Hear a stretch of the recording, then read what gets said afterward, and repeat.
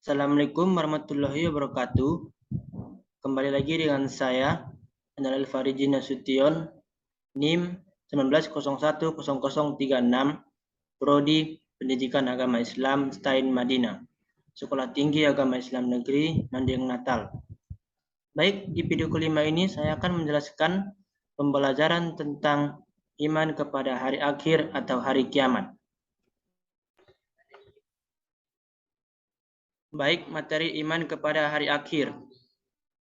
Yang pertama, pengertian iman kepada hari akhir. Menurut bahasa, hari kiamat berarti hari kebangkitan atau hari kehancuran. Sedangkan menurut istilah, iman kepada hari kiamat ialah meyakini dengan sepenuh hati bahwa dunia ini akan hancur, binasa, dan berganti dengan kehidupan akhirat yang kekal dan abadi sebagai tempat pembalasan amal perbuatan manusia di dunia. Kemudian, mempersiapkan bekal yang sebanyak-banyaknya untuk kebahagiaan hidup di akhirat tersebut. Dan yang selanjutnya, nama lain hari kiamat. Dalam buku Ensiklopedia Islam disebutkan bahwa nama lain dari hari akhir yang disebutkan dalam Al-Quran itu ada 10 nama. Di antaranya, yang pertama, Yaumul Kiamah atau hari kiamat. Yang kedua, Yaumuddin atau hari pembalasan. Yang ketiga, Yaumul Fat atau hari kemenangan. Yang keempat, Yaumul Talak atau hari perpisahan. Dan yang kelima, Yaumul Jam'i atau hari berhimpun. Yang keenam, Yaumul Hulud atau hari kekekalan. Dan yang ketujuh, Yaumul Hurus atau hari keluar. Dan yang ke-8, Yaumul Hasri atau hari penyesalan. Dan yang ke-9, Yaumul Fasli atau hari pemisahan. Dan yang ke-10, Yaumut Takhabun atau hari ditampakkan semua kesalahan. Nah, selanjutnya, materi dasar tentang datangnya hari akhir. Dasar tentang datangnya hari akhir dijelaskan dari dalil nakli. Dasar nakli tentang kepastian datangnya hari kiamat itu diantaranya dijelaskan dalam Quran surah Al-Has ayat 7. Yang bunyinya, Bismillahirrahmanirrahim. Wa anna sa'atu atiyatun la raiba fiha wa annallaha yab'asu man fil kubur. Surahul Azim. Yang artinya, dan sesungguhnya hari kiamat itu pastilah datang, tak ada keraguan padanya, dan bahwasanya Allah membangkitkan semua orang di dalam kubur. Dan dalil lagi dijelaskan dalam Quran surah Toha ayat 15 yang bunyinya, Bismillahirrahmanirrahim.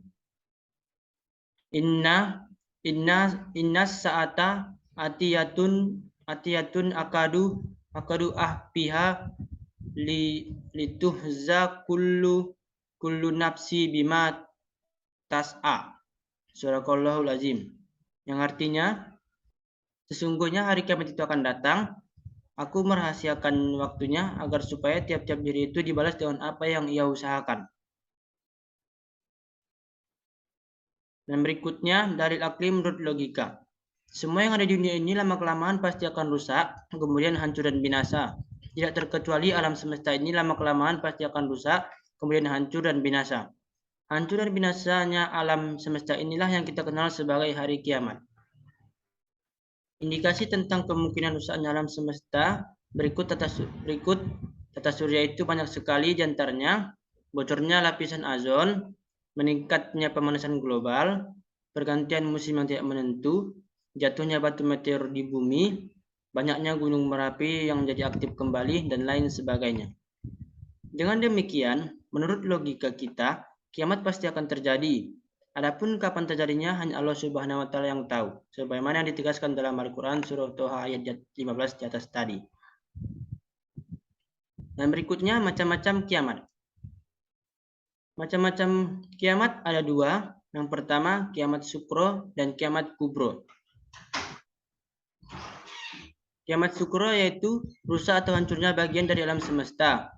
Contohnya gempa bumi, kematian seseorang, tsunami, dan sebagainya. Dan kiamat kubro yaitu hari hancurnya dan musnahnya seluruh alam semesta. Di sini peristiwa kiamat kubro, mati, di alam barzah ditanya munkar nakir. Yang kedua, dapat nikmat atau siksa kubur. Yang ketiga, menunggu kiamat tiba ditemani amalnya sewaktu di dunia. Dan yang berikutnya kiamat. Setelah malaikat Israfil meniup sangkakala pertama, bumi bergoncang dahsyat dan mengeluarkan seluruh isinya. Dijelaskan dalam Quran Surah Al-Zalzalah ayat 1-2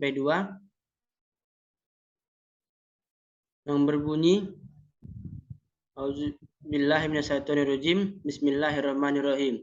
Iza zulzilatil ardu zilzalaha wa akhrajatil ardu asqalaha. Dan berikutnya, gunung-gunung meletus mengeluarkan larva bagai bulu-bulu yang berhamburan, siap membakar mangsa dan manusia lari ke sana kemari, menyelamatkan diri tapi tidak bisa. Dijelaskan dalam Quran Surah Al-Qari'ah ayat 4 dan 5.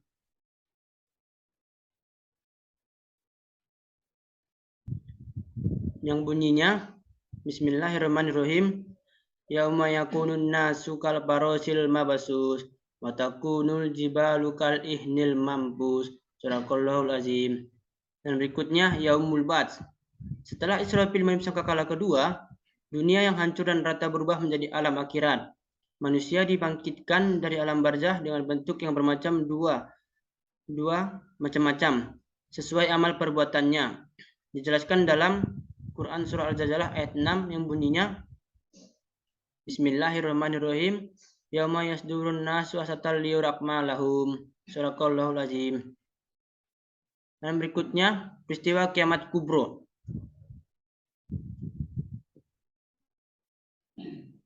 Yang pertama Yaumul Masar, di mana hari dikumpulkannya manusia di padang mahsyar untuk mempertanggungjawabkan amal perbuatannya. Dijelaskan dalam Quran Surah Al-Kahfi ayat 47. Dan selanjutnya, sebelum dimintai pertanggungjawaban, terlebih dahulu mereka menerima buku catatan amalnya masing-masing. Saat dimintai pertanggungjawaban, semua amal yang tercatat dalam buku catatannya, manusia hanya dapat bersaksi dengan tangan dan kaki. Mulut terkunci. Dijelaskan dalam Quran Surah Yasin ayat 65. Dan berikutnya, Yaumul Mizan. Hari ditimbangnya amal baik dan buruk manusia. Setelah diperiksa, amal manusia tersebut dipilah-pilah antara yang baik dan yang buruk, kemudian ditimbang pada sebuah timbangan yang bernama mizan. Siapa yang timbangan amal baiknya lebih berat akan masuk ke tempat yang sangat memuaskan dan penuh ridho Allah, yaitu surga. Dijelaskan dalam surah Al-Qari'ah ayat 6 dan 7. Siapa yang timbangan amal baiknya lebih ringan akan masuk neraka hawiyah. Dijelaskan dalam Quran Surah Al-Qari'ah ayat 8-9. Dan berikutnya Yaumus Sirat, atau proses pembalasan amal manusia dimulai dari Siratul Mustaqim. Siratul Mustaqim artinya jembatan yang lurus, yaitu jembatan menuju surga yang wajib dilalui oleh setiap manusia, yang di bawah jembatan itu terdapat neraka. Siapa yang dapat melaluinya akan masuk surga, dan yang jatuh akan masuk neraka. Dan di sini berikutnya ayat-ayat yang berkaitan dengan hari kiamat. Yang pertama yaitu tentang sangkakala. Dijelaskan dalam Quran Surah Az-Zumar ayat 68 yang bunyinya Bismillahirrahmanirrahim. Wa nufiku fis suri fasoiku man fis samawati wa man fil ardi ila masya Allah. Surahul azim. Yang artinya, dan dihembuskanlah trompet, maka robohlah apa yang ada di langit dan apa yang ada di bumi, kecuali yang dikehendaki oleh Allah Subhanahu wa taala. Dan berikutnya hari kebangkitan. Hari kebangkitan dijelaskan dalam Quran Surah Al-Zalzalah ayat 6 yang bunyinya Bismillahirrahmanirrahim. Yauma idzin yasdurun nasu asatal liyurakmalahum. Surahul azim.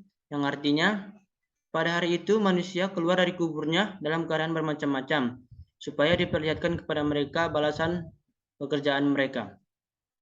Dan selanjutnya Yaumul Masar. Yaumul Masar dijelaskan dalam Quran Surah Al-Kahfi ayat 47 yang bunyinya Bismillahirrahmanirrahim. Wa yauma nusarrilul jibala wala tarol ardo barizatau wa hasyarnahu fala nuqdirul minhum ahada. Surahul azim. Yang artinya, dan ingatlah akan hari yang ketika itu kami perjalankan gunung-gunung dan kamu akan dapat melihat bumi itu datar, dan kami kumpulkan seluruh manusia dan tidak kami tinggalkan seorang pun dari mereka. Dan selanjutnya, keadaan saat dihisab, saat pemeriksaan dan perhitungan amal di padang mahsyar. Dijelaskan dalam Quran Surah Yasin ayat 65 yang bunyinya, Bismillahirrahmanirrahim. Al-yawma nahtimu ala afwahim wa tukallimuna aydihim wa sahadu arjuluhum bima kanu yaksibun. Yang artinya, pada hari ini kami tutup mulut mereka dan berkatalah kepada kami tangan mereka dan memberi kesaksianlah kaki mereka terhadap apa yang dahulu mereka usahakan. Dan berikutnya itu balasan amal baik dan buruk. Balasan amal baik dan buruk dijelaskan dalam Quran Surah Al-Jazalah ayat 7 dan 8 yang bunyinya, Bismillahirrahmanirrahim. Faman yakmal miskola jarrotin khairan yarah wa may yakmal miskola jarrotin sarran yarah. Yang artinya, barang siapa yang mengerjakan kebaikan seberat zarah pun, niscaya dia akan melihat balasannya. Dan barang siapa yang mengerjakan kejahatan sebesar zarah pun, niscaya dia akan melihat balasannya pula. Dan berikutnya itu tanda-tanda kiamat kubro. Tanda-tanda kiamat sukro. Maaf, maksudnya tanda-tanda kiamat sukro.